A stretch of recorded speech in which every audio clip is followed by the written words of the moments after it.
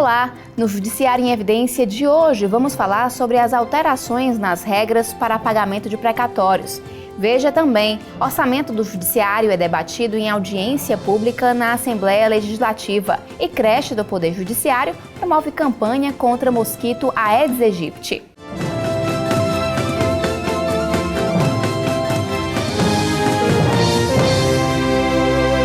Juízes, secretários e servidores do Tribunal de Justiça do Ceará participaram de audiência pública realizada pela Comissão de Orçamento, Finanças e Tributação da Assembleia Legislativa. O objetivo foi debater o projeto de lei de diretrizes orçamentárias, LDO, e a dotação orçamentária destinada ao Judiciário cearense. A reunião ocorreu no auditório do Complexo de Comissões da Assembleia Legislativa do Ceará. O juiz auxiliar da presidência do TJCE, Luciano Rodrigues, o consultor jurídico Nilston Aragão, o diretor do Fórum Clóvis Bevilacqua, juiz José Maria Salles, os secretários de Planejamento e Gestão, Neto Cisne, e de Finanças, Alex Araújo, falaram em nome do Poder Judiciário. Eles afirmaram que o debate é importante para trazer ao conhecimento dos deputados os desafios financeiros enfrentados pela Justiça Estadual. Alex Araújo ressaltou que, atualmente, o valor repassado ao TJCE equivale a menos de 4% do orçamento total do Estado. Nós hoje somos o Tribunal Estadual com a menor parcela do orçamento público estadual, então é uma situação crítica e que não afeta apenas as demandas da Associação dos Magistrados, mas também afeta a nossa capacidade de investimento e a capacidade de melhoria do serviço que é necessário ser prestado à população. A audiência atendeu às solicitações da Associação Cearense de Magistrados e dos deputados Renato Roseno e Fernanda Pessoa. Segundo o requerimento, o Judiciário Estadual tem sido afetado com os cortes orçamentários sofridos, uma vez que a receita do TJCE provém de percentual da receita corrente líquida do Estado. Para Renato Roseno, custear e investir na prestação jurisdicional é estratégico e deve ser uma das prioridades na divisão do orçamento. Governar é eleger prioridades. Nós entendemos que a prestação jurisdicional, assim como a saúde, a educação, as políticas sociais, elas são prioridades. São prioridades, inclusive, muito maiores do que determinadas obras que são bastante discutíveis do ponto de vista do impacto social e ambiental. O presidente da ACM, juiz Antônio Araújo, disse que o incremento na verba destinada à Justiça é essencial para a melhoria dos serviços prestados. Há sempre condição de se resolver quando há boa vontade. A gente sabe que o cobertor é curto. O Estado do Ceará ele não é uma maravilha em recursos. Tem dificuldades. Porém, sendo o Poder Judiciário um poder essencial ao Estado, um poder essencial à democracia, um poder essencial à paz social, o Estado tem que sentar e, para isso, a associação está a cavalheiro e acorde para que juntos possamos resolver essa questão. Representantes da OAB Ceará e dos sindicatos dos oficiais de justiça e dos servidores também participaram da audiência e salientaram a necessidade do reajuste. Algumas demandas que estão paradas, e sempre é tocado nessa resposta que não tem orçamento. E nós estamos aqui somando, porque nisso aí a gente se une, nós somos convergentes. Um poder judiciário independente, forte e autônomo é o que a sociedade precisa, é o que a sociedade necessita. E só quem tem a ganhar com isso é o jurisdicionado, são aquelas pessoas que têm as suas demandas na justiça e que levam anos e anos de morosidade. Então a gente quer essa autonomia para o Poder Judiciário e contem com certeza com os servidores, com os oficiais de justiça. Contingenciar vai representar um custeio menor, certo? E uma dificuldade de manutenção dos operadores do direito que fazem essa tríade de advogado, Ministério Público e magistrado para que possa dar prestação jurisdicional para a sociedade. Portanto, o nosso recado que a gente quer dar de forma democrática para o governo do Estado é no sentido de que, se nós queremos resolver o problema de segurança pública, se nós queremos resolver o problema dos presídios, das audiências de custódia, de uma solução mais harmônica entre os poderes, certo? Não há de se ter contingenciamento do judiciário. A audiência, realizada no dia 16 de junho, ainda contou com a presença dos deputados Roberto Mesquita, que presidiu a sessão, e Aldic Mota. A analista de Planejamento e Orçamento da Secretaria de Planejamento e Gestão do Estado, Nayana Correia, também esteve presente. Ela afirmou que o cenário é de dificuldade e que o Poder Executivo precisa ter responsabilidade fiscal para comportar as despesas. Ao final, os parlamentares sugeriram a discussão de emendas que permitissem o 10º, possibilitando a fixação de uma porcentagem fixa ao Poder Judiciário. Crianças da creche escola do Poder Judiciário apresentaram o projeto Show Mosquito, Diga Adeus e Vai Embora. A exposição foi planejada ao longo do semestre e é resultado de projeto pedagógico desenvolvido pela instituição. Mosquito da dengue é ruim. Benjamin Lopes tem apenas 3 anos e sabe que, além da dengue, o Aedes aegypti pode transmitir zika e chikungunya. Ao longo do primeiro semestre deste ano, todos os alunos da creche escola do Poder Judiciário receberam orientações sobre os riscos das doenças e como prevenir a proliferação do mosquito. Eles montaram maquetes para mostrar os ambientes propícios ao desenvolvimento das larvas. Ele coloca os ovinhos dele na caixa d'água. Os estudantes ainda fabricaram, com a ajuda das professoras, esses repelentes feitos com cravo da Índia e álcool. O que é que você fez aqui? Foi o repelente. E para que serve? Pro mosquito da dengue. Mata o mosquito? É. O administrador Ayrton Lopes, pai de Benjamin e Natan, disse que a iniciativa da escola tem sido positiva para os meninos que compartilham o aprendizado em casa. Tudo que é estimulado dentro de sala de aula, do que é ensinado, eles também trazem isso para a nossa casa e nos perguntam, perguntam os pais a respeito do que é falado, discutido em sala de aula, a respeito do mosquito da dengue. Então, sempre quando ele está retornando da creche para casa, a gente vai conversando no carro, papai, hoje a tia falou a respeito do mosquito, o que traz de doença, a gente tem que deixar tudo limpo, tem que tampar a caixa d'água, limpar quintais, limpar a casa da gente, qualquer coisinha, uma tampinha de alguma coisa já serve para o mosquito nascer novos mosquitinhos ali. Então, acho interessante porque esse tipo de preocupação já dentro de sala de aula, faz construir um cidadão melhor. André estava entusiasmado com a exposição e fez questão de mostrar tudo ao pai e à nossa equipe de reportagem. O mosquito, ele pode causar muita doença. E o que é que o mosquito gosta? Picar as pessoas. Onde é que o mosquito fica, André? No lixão. E onde mais? No ralo. O servidor Alessandro Sobral ficou orgulhoso do filho. Todos os anos as crianças vêm aqui e sempre tem alguma coisa nova, para que elas aprendam, E essas questões também, como agora estão sendo tratadas da questão do mosquito, da zika, da chikungunya, da própria dengue. Quando a gente está junto, que ele vê outras crianças e aí ele chega e comenta, Tanto a questão que ele aprendeu agora, como o ciclo da larva do mosquito, como é que se desenvolve, como é transmitida a doença, como também ele vê as matérias também em revista, televisão, ele já fica bem mais atento, fica mais antenado. O juiz Jurandir Porto também prestigiou o trabalho feito pela filha Marcela, de 3 anos. Por que é que tem que passar para o mosquito não vir? Repelente. Eu acho muito importante que a escola creche aqui do tribunal está conscientizando as crianças, dessas endemias, que está ligada a uma educação sobre saúde.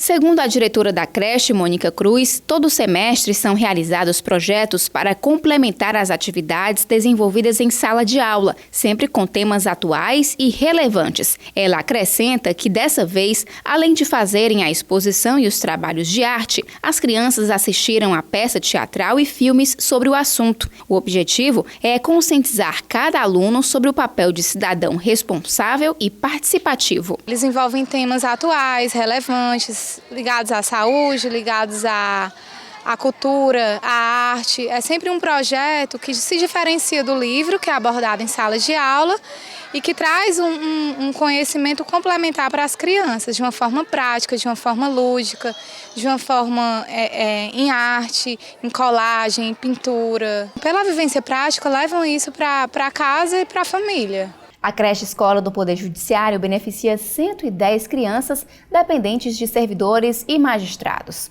Os alunos têm entre 1 ano e 8 meses e 5 anos de idade. A instituição fica no bairro Edson Queiroz, ao lado da Escola Superior da Magistratura do Ceará. No próximo bloco, vamos falar sobre as novas regras envolvendo precatórios. Voltamos já! A violência urbana é um problema de todos nós. O Poder Judiciário tem feito a sua parte. Um dos exemplos é o programa Um Novo Tempo, que leva qualidade à vida emocional, familiar e profissional dos apenados, abrindo-lhes novos horizontes. O poder público, a iniciativa privada e a sociedade civil têm a oportunidade de transformar juntos esta realidade. Venha nos ajudar neste trabalho.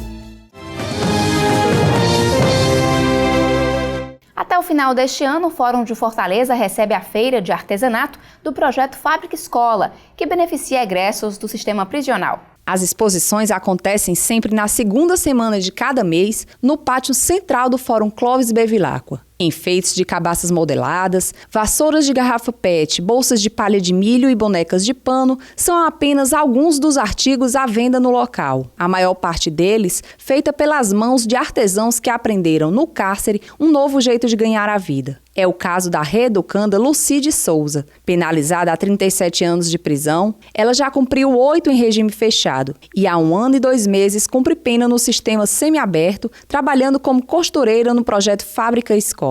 O projeto Fábrica Escola entrou na minha vida quando eu estava no cárcere, que eu precisava de uma carta de emprego. Então, como estava precisando de uma pessoa para ir para a Fábrica Escola que tivesse um bom comportamento, então a chefe de disciplina me chamou, perguntou se eu aceitava ir o projeto. Aí então eu disse que aceitava. Então fui encaminhada, no dia seguinte eu fui encaminhada para a Fábrica Escola. Eu tenho como minha segunda casa. Eu gosto muito do projeto. Foi a casa que me acolheu, abriu as portas para mim. Eu sou muito grata a todos eles. A renda arrecadada com a venda dos produtos é investida no projeto para continuar oferecendo oportunidades e mudar a vida de apenados. A gente só precisa de oportunidade, que é uma coisa que é muito difícil a gente ter essas oportunidades, porque a sociedade não acredita que nós podemos mudar, mas nós podemos mudar. Basta eles dar uma oportunidade para nós, que nós mudamos. A gente tem força de vontade. Criado em 2013, o projeto Fábrica Escola se dedica a ressocializar e reintegrar à sociedade detentos dos regimes semiaberto e aberto. Em 3 anos, mais de 150 reeducandos já foram beneficiados. Atualmente, 30 egressos do sistema penitenciário participam das atividades. O projeto se estende ainda à família dos apenados, que participam de oficinas de capacitação profissional, além de acompanhamento psicossocial. A importância do núcleo hoje é de fazer essa intermediação dessas pessoas com o trabalho, com suas famílias, com os seus núcleos de amizade, com o estudo. E eles chegam aqui, são acolhidos e passam por todo um processo de avaliação, de acolhimento, não só os apenados, mas principalmente a família e toda a rede de relações dessas pessoas. O índice de reincidência é muito baixo, o índice de confiança cresce sensivelmente, tanto o nosso quanto dessas pessoas, e principalmente na nossa crença e no nosso trabalho de que vale a pena continuar fazendo isso. Os juízes Luciana Teixeira e César Belmino, titulares respectivamente da 2ª e 3ª Vara de Execução Penal de Fortaleza, são os idealizadores do projeto, em parceria com a Fundação Deusmar Queiroz. Os precatórios são obrigações do governo decorrentes de condenação judicial e que precisam ser incluídas no orçamento público. As regras para pagamento dessas obrigações vêm passando por alterações. Para falar sobre o assunto, eu converso com Glavani Maia, assessora técnica de cálculo da Assessoria de Precatórios do TJCE. Seja bem-vinda. Obrigada. Clavani, atualmente como funcionam as regras para pagamento de precatórios? Nós temos, assim, de uma forma sucinta, duas regras principais para pagamento de precatórios. A primeira é a regra do artigo 100 da Constituição Federal, que é o chamado regime comum, regime geral. Nesse regime, o precatório ele é pago em ordem cronológica de apresentação e com créditos que são alocados em orçamento pelo ente devedor. A outra regra é a regra do regime especial. Esse regime ele foi uma moratória criada pela Emenda Constitucional 62 de 2009 e essa moratória foi instituída pelo artigo 97 do Ato das Disposições Constitucionais Transitórias. E esse regime ele permitia que em estados e municípios que tinham débitos vencidos e não pagos, né, que não tinham feito a alocação orçamentária desses créditos, eles pudessem ter um prazo maior para pagamento, né, dilatando assim o pagamento desse precatório em até 15 anos. Esse regime especial chamado, ele foi declarado inconstitucional em 2013, mas havia uma necessidade de modulação dos efeitos dessa decisão do Supremo, dessa declaração de inconstitucionalidade. Então, agora em 2015, em março de 2015, houve o julgamento da modulação dos efeitos dessa declaração de inconstitucionalidade e foi dada sobrevida a esse regime especial por mais 5 exercícios a partir agora do exercício de 2016.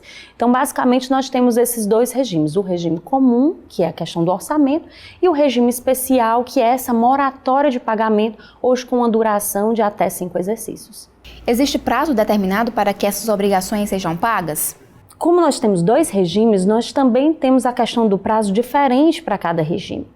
Aqueles precatórios que são expedidos em desfavor de um ente público que está sujeito ao regime comum, a Constituição ela estabeleceu um prazo certo para pagamento desse precatório. Aqueles precatórios que são inscritos, são expedidos até 1º de julho de cada ano, eles devem ser pagos até o final do exercício seguinte, né, ao da sua expedição. No regime especial é diferente. Eu já não tenho um prazo pré-determinado pela Constituição para que este precatório seja pago. Como é uma moratória, o que o ente faz é aportar, durante os exercícios, ele aporta frações da sua dívida, aporta recursos para pagamento dos precatórios em lista cronológica. Então, eu não tenho um prazo definido. O que eu tenho é esse prazo máximo, que o julgamento da modulação esse julgamento do STF estabeleceu, que é esse prazo máximo de 5 exercícios para pagamento de toda a dívida de precatórios daquele ente devedor, tanto de precatórios estaduais como federais, trabalhistas. O que acontece se o ente público não efetuar o pagamento no prazo definido? No caso do regime comum, existe essa determinação constitucional para que o ente ele aloque em orçamento e ele faça esse pagamento até o final do exercício. Se ele não fizer essa alocação orçamentária, ou mesmo acontecer o que a gente chama da quebra de ordem cronológica, ou seja, a preterição, o precatório mais recente, ele é pago pelo ente primeiro do que um precatório mais antigo. Então, se acontecer essa quebra de ordem, ou acontecer também do ente não alocar recursos em orçamento, não fizer essa dotação orçamentária para pagar aquele precatório, o credor interessado, ele poderá pedir o sequestro dos recursos. No caso do regime especial, nós, como eu falei anteriormente, nós não temos um prazo definido para pagamento. O que acontece é que o ente ele tem a obrigação de fazer aportes de frações da sua dívida. Então, por conta disso, caso ele não faça essa liberação tempestiva dos recursos, dessa parcela que ele tem que pagar naquele exercício, o que acontece é que vai haver o sequestro também dos recursos, mas aí não do precatório, mas da parcela que ficou em atraso. Existe o sequestro nos dois regimes.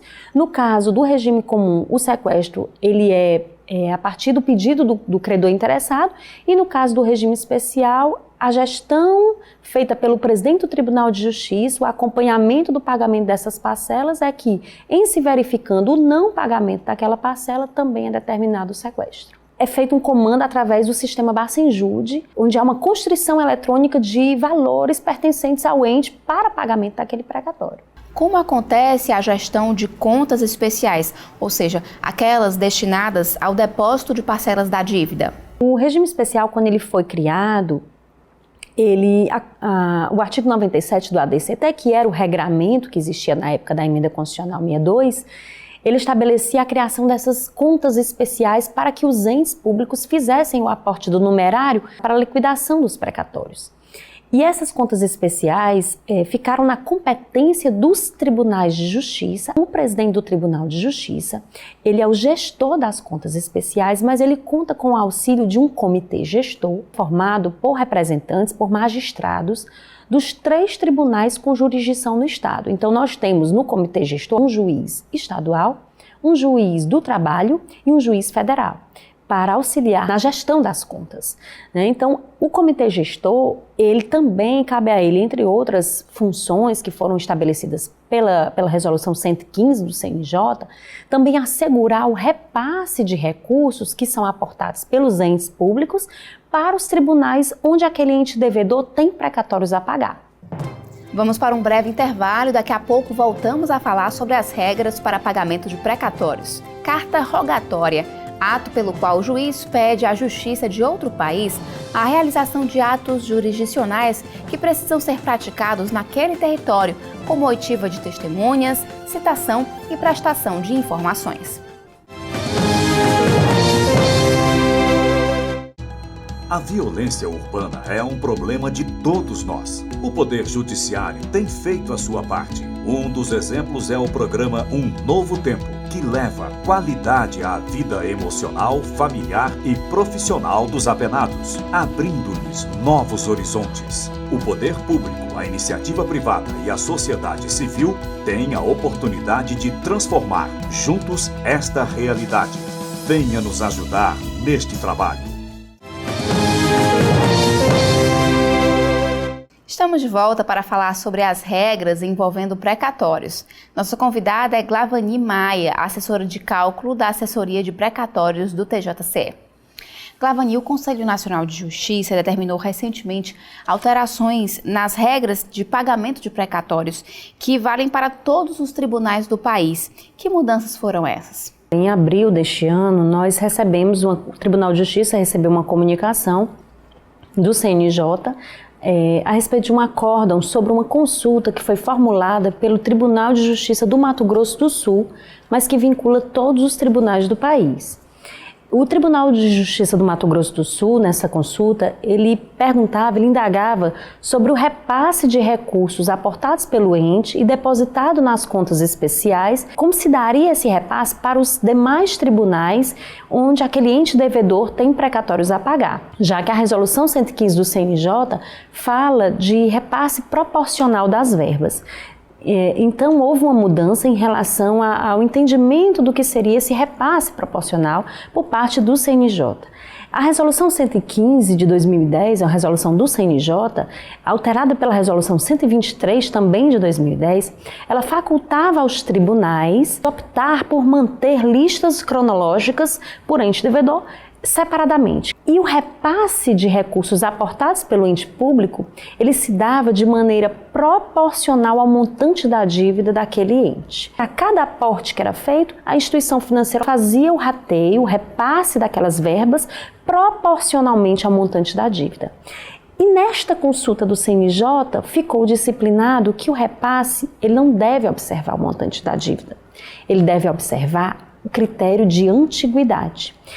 E isso pressupõe uma unicidade das listas. Este acórdão do CNJ, ele estabelece que, para o repasse das verbas aportadas pelo ente público, será observado sempre o precatório mais antigo, independente do tribunal de origem deste precatório. O Tribunal de Justiça, como gestor das contas especiais, irá observar em que tribunal tramita o precatório mais antigo.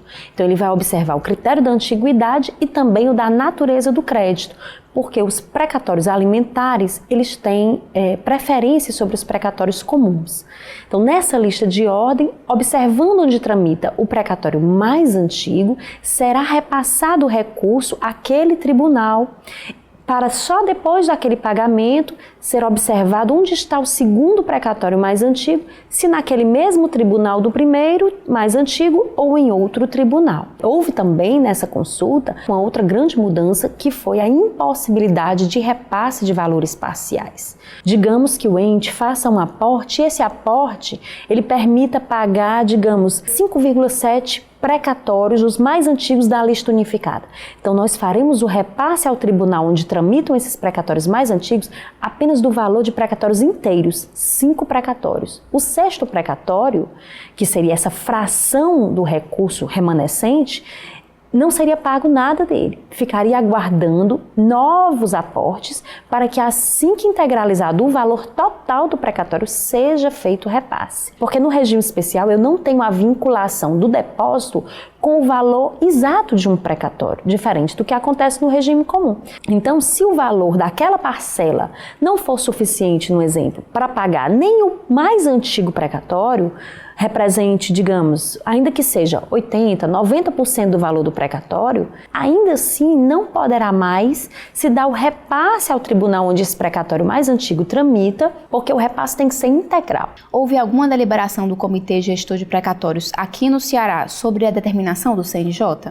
Sim, a partir da comunicação do CNJ ao Tribunal de Justiça, desse acórdão em relação à resposta a essa consulta que foi formulada pelo Tribunal do Mato Grosso do Sul, o Comitê Gestor, ele se reuniu agora em maio e deliberou, houve uma reunião na assessoria de precatórios do Tribunal de Justiça, as deliberações elas foram consignadas em ata e os magistrados representantes dos 3 tribunais, né, Tribunal de Justiça, Tribunal do Trabalho e Tribunal Regional Federal, deliberaram no sentido de que teria que ser observado, então, essa questão colocada agora no acórdão do CNJ, do critério de antiguidade, da unicidade da lista, e que também não haveria mais essa possibilidade de pagamentos parciais de precatórios. Haveria uma comunicação entre os tribunais, uma comunicação até mais intensa do que havia até então, para que o Tribunal de Justiça possa sempre conhecer onde está o precatório mais antigo e qual o valor necessário para a sua quitação integral na forma em que a consulta dispõe. Essas novas regras terão impacto nas RPVs, que são as requisições de pequeno valor? As regras da requisição de pequeno valor não mudaram. Essas regras da questão da lista de antiguidade, elas são próprias para o precatório.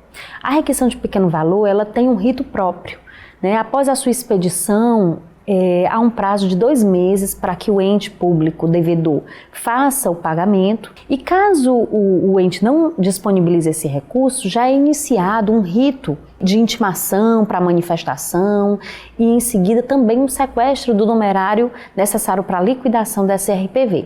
Glavani, como o cidadão pode se informar sobre sua situação na lista de pagamento de precatórios? O cidadão ele pode tanto visualizar, vai passar a poder visualizar no site do Tribunal de Justiça, no link do Tribunal de Justiça da Assessoria de Precatórios, essas listas unificadas para acompanhar a sua posição na lista, como também ele pode comparecer à própria Assessoria de Precatórios e obter todas as informações sobre o andamento do precatório, a situação do ente devedor, em relação às expectativas de pagamento do precatório. Eu conversei com Glavani Maia, da Assessoria de Precatórios do TJCE. Obrigada pela entrevista. Obrigada a você. O Judiciário em Evidência fica por aqui. Confira outras notícias no site www.tjce.jus.br ou no Facebook TJCE Oficial. Obrigada pela companhia e até semana que vem.